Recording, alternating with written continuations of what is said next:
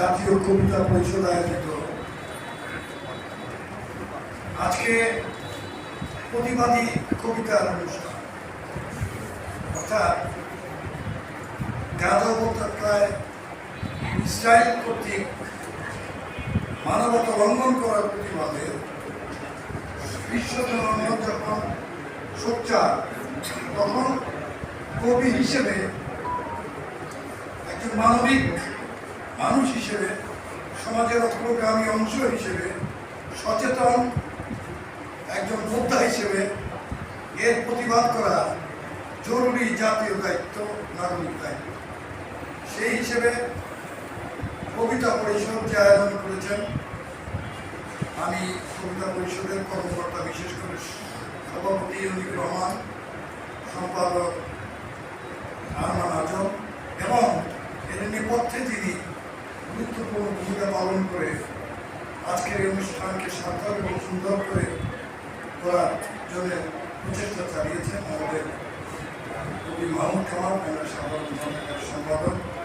আমি তাকে অভিনন্দন জানাচ্ছি এবং মঞ্চপৃষ্ঠ আমার শ্রদ্ধেয় ব্যক্তিবর্গ যারা, যাদেরকে আমি সম্মান করি, শ্রদ্ধা করি, আমার শ্রদ্ধেয় মুক্তিযোদ্ধা বুলবুল খান, মাহমুদ আমিনুর রশিদ, আমাদের রহমান জাকিয়া, পারভিন সহ সহ যারা উপস্থিত আছেন তাদেরকে এবং সামনে যারা উপবিষ্ট তাদের প্রতি শ্রদ্ধা জানিয়ে, এবং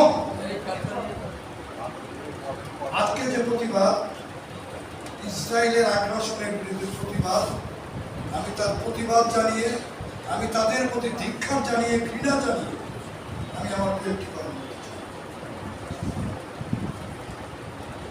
60-এর দশকে ফিলিস্তিনি জনগণ তাদের মুক্তি সংগ্রাম শুরু করে, তখন ফিলিস্তিনের এক নারী একটি বিমান হাইজ্যাক করেছে। আমাদের অনেকের মনে থাকার কথা, লায়লা খালেদ, তিনি একটি বিমান হাইজ্যাক করে পৃথিবীতে খুব আলোচিত হয়েছে। পরবর্তী সময় পপুলার ফ্রন্ট গঠন করে ফিলিস্তিনি জনগণ তাদের আত্মনিয়ন্ত্রণ অধিকারের জন্য সংগ্রাম করেছে এবং করছে।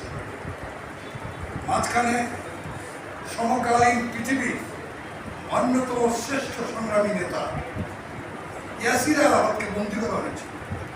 রামাল্লাহর প্রাসাদে তাকে বন্দী করে রেখে তার পানির লাইন, বিদ্যুতের লাইন, গ্যাস লাইন সমস্ত কিছু কেটে দিয়ে তার উপর যে নির্যাতন চালানো হয়েছিল সেটা অত্যন্ত অমানবিক। আপনারা জানেন, পৃথিবী এক সময় দুই ভাগে বিভক্ত ছিল।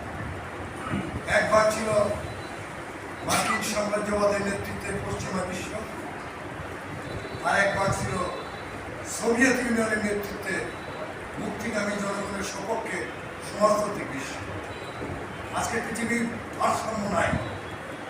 একচেটিয়াভাবে এই পৃথিবীকে শাসন করার জন্য, পৃথিবীর সমস্ত সম্পদ গ্রাস করার জন্য, নির্যাতিত নিপীড়িত মানুষের উপর নির্যাতনের তীব্রতা চালানোর জন্য একক লাইসেন্স প্রাপ্ত হচ্ছে মার্কিন সাম্রাজ্যবাদ। আর মার্কিন সাম্রাজ্যবাদের পেটোয়া হচ্ছে জাতিসংঘ। তাদের পেটোয়া হচ্ছে পৃথিবীর যত অর্থনৈতিক সংক্রান্ত সংগঠন, এশিয়ান উন্নয়ন ব্যাংক থেকে শুরু করে সমস্ত কিছু তাদের নিয়ন্ত্রণ। সেই মার্কিন সাম্রাজ্যবাদের কারণে আজকে ফিলিস্তিনি জনগণ নির্যাতিত হচ্ছে। গাজা উপত্যকায় বারবার আক্রমণ করা হচ্ছে। গাজার মানুষ যদি ইসলাম ধর্মের অনুসারী না হতো, মুসলমান না হতো, তাহলে কি সেখানে আক্রমণ হতো না? তাহলেও সেখানে আক্রমণ হতো। এই কারণে হতো যে ইসরায়েল একটি সম্প্রসারণবাদী শক্তি। ইসরায়েল বর্তমান বিশ্বে একটি উঠতি পুঁজিবাদী রাষ্ট্র। তারা বিশ্বে তার মুরব্বী মার্কিন সাম্রাজ্যবাদের ছায়াতলে থেকে কর্তৃত্ব প্রতিষ্ঠা করতে চায়, যে কারণে তার সম্পূর্ণ গাজা এলাকা দরকার এবং সেই গাজা এলাকা দরকার বিধায় সে সেখানে আক্রমণ পরিচালনা করছে। এই যুদ্ধ ধর্মযুদ্ধ নয়, পৃথিবীর যেখানে নির্যাতিত মানুষ, এক সময় কিন্তু পৃথিবীর মানুষ হিন্দুদের পক্ষে ছিল, হিটলারের বিরুদ্ধে ছিল। যখন হিটলারের গ্যাস্টাপো বাহিনী, নাৎসি বাহিনী ইহুদিদের উপর অত্যাচার করে, তখন বিশ্ব জনমত কিন্তু ইহুদিদের পক্ষে ছিল। আমাদের দেশে যখন মুক্তিযুদ্ধ হয়, আমাদের পশ্চিম পাকিস্তানি শাসক গোষ্ঠী ইসলামের নামে আমাদের উপর যে নির্যাতন করে, তখন কিন্তু বিশ্ব জনমত আমাদের পক্ষে ছিল। আমার এলাকাতে যদি কোনো হিন্দু ভাই নির্যাতিত হয়, আমি কিন্তু তার পক্ষে যাব। যে কারণে এই যুদ্ধ কোনো ধর্মযুদ্ধ নয়, এই যুদ্ধ হচ্ছে নিপীড়িত মানুষের বিরুদ্ধে সাম্রাজ্যবাদী শক্তির পেটোয়া বাহিনী। ইসরায়েল তাদের লাঠিয়াল, মধ্যপ্রাচ্যে ইসরায়েল হচ্ছে লাঠিয়াল বাহিনী। মধ্যপ্রাচ্যের তেল সম্পদ গ্রাস করা, মধ্যপ্রাচ্যে কর্তৃত্ব প্রতিষ্ঠা করা, সেই আমেরিকার যে দূরদৃষ্টি, আমেরিকার যে আকাঙ্ক্ষা, সেই আকাঙ্ক্ষা বাস্তবায়িত করার জন্য ইসরায়েলকে আমেরিকা লাঠিয়াল হিসেবে, প্রধান সেনাপতি হিসেবে তাকে নিয়োগ দিয়েছে।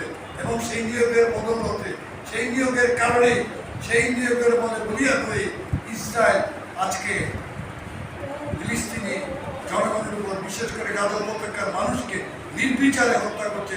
শিশু হত্যা, নারী হত্যা থেকে শুরু করে সর্বস্তরের মানুষকে হত্যা করে সেখানে একটা রাম রাজত্ব, একটি তাসের রাজত্ব প্রতিষ্ঠা করার চেষ্টা করছে। আজকে তাই আমাদের এই প্রতিবাদ সভা থেকে আমাদের আহ্বান থাকবে, ফিলিস্তিনি রাষ্ট্রকে একটি স্বাধীন সার্বভৌম রাষ্ট্র হিসেবে স্বীকৃতি দিতে হবে। জাতিসংঘের যে ইচ্ছা ছিল, যে আকাঙ্ক্ষা ছিল, শুধুমাত্র আমেরিকার কারণে জাতিসংঘ ফিলিস্তিনিকে একটি রাষ্ট্র হিসেবে স্বীকৃতি দিতে পারে নাই। আমরা ফিলিস্তিনির রাষ্ট্র হিসেবে স্বীকৃতি পাই। যদি ফিলিস্তিন রাষ্ট্র হিসেবে স্বীকৃতি পায়, তাহলে এইভাবে ইসরায়েল সেখানে আক্রমণ করতে পারবে না। তাহলে এইভাবে ইসরায়েল সেখানে নির্বিচারে গুলিবর্ষণ, বোমাবর্ষণ করতে পারবে না। সুতরাং আমরা একদিকেই এই হামলার নিন্দা জানাই, পাশাপাশি ফিলিস্তিনি রাষ্ট্রকে স্বীকৃতি দেওয়ার জন্য আমাদের সেই মার্কিন সাম্রাজ্যবাদের যে পদলেহনকারী জাতিসংঘ, সেই জাতিসংঘের প্রতি আহ্বান জানাই, বিশ্ব বিবেকের কাছে আবেদন জানাই যে ফিলিস্তিনি একটি রাষ্ট্র হিসেবে স্বীকৃত হোক, এবং সে রাষ্ট্র হিসেবে স্বীকৃত হওয়ার পরেই গণ আদালতে ইসরায়েলের বর্তমান শাসক গোষ্ঠী যারা এই হত্যাযজ্ঞের জন্য দায়ী, তাদের বিচার করা সম্ভব হবে যদি ইসরায়েলকে আমরা, যদি ফিলিস্তিনকে আমরা রাষ্ট্র হিসেবে প্রতিষ্ঠা করতে পারি।